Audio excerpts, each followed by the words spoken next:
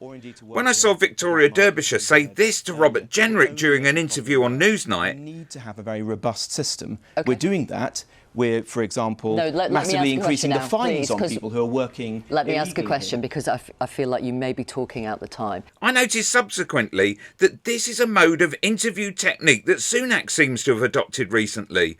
Hijack the conversation, divert it, and keep talking about stuff not directly related to the actual question. Prime Minister, we're really short of time. I know we haven't got you for very long, so I know what you're trying to do. You're trying to talk about decision making. Whatever decision you have made on HS2, whatever day that's going to come, you, I am sure, know what's going to happen. Look, for example, at this interview on BBC Breakfast. You'll see Rishi take the reins of the conversation, take it in the direction he wants, and then just talk. But the conversation around it has dominated this party conference. It's been a huge distraction. Whatever decision you are about to make, you've got to admit that the handling of the announcement of this decision has been poor. No, I don't think that. Actually, we're having a great think it's conference. Gone well? And you look at the announcements. Yeah, I really do. The mood here is Really? great. And look at what we've been announcing. First day, well, if I could just explain, but first day we were here, we announced a new plan for motorists, because I want to end this war on motorists. I want to make sure that we recognise most people use their cars to get around, and they need our support. No more blanket 20-mile-an-hour zones. We've cut fuel duty last year. Usually, these verbal diarrhoea bouts come after a lengthy list the interviewer gives of some terrible up the government are responsible for.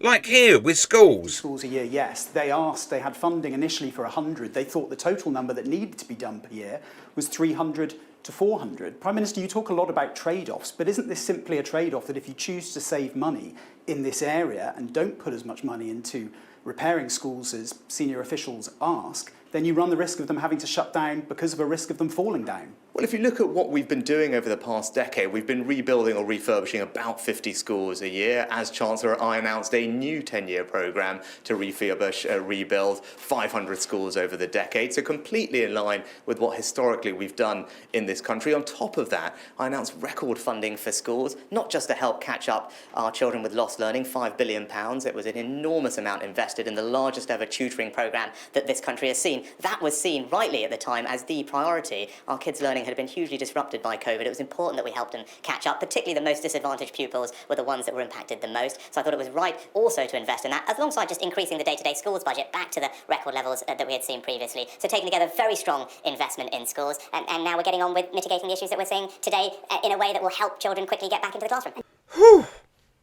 And finally, here he is being interviewed by Beth Rigby on Sky News, getting a terrible hammering over the shambolic Conservative conference. Prime Minister, your brand is for competence, but this conference has seemed chaotic, cancelling high-speed rail link to Manchester while actually holding the conference in Manchester.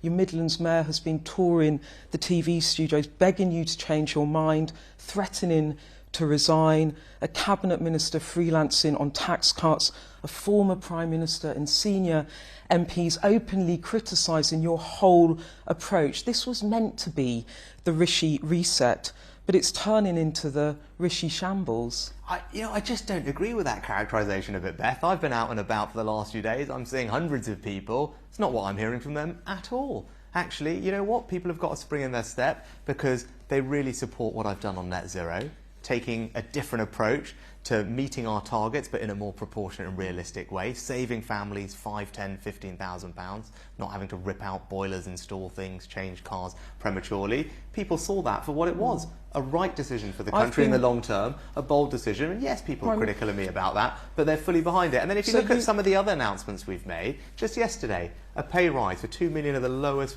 paid people in our society worth £1,000 coming next year. Announcement for £1 billion of funding for 55 towns. I don't have much time. But that's what's going on at this conference, and people are actually right behind it. I've done a lot of conferences, and it is chaotic. Ouch. Click here for a Network North explanation.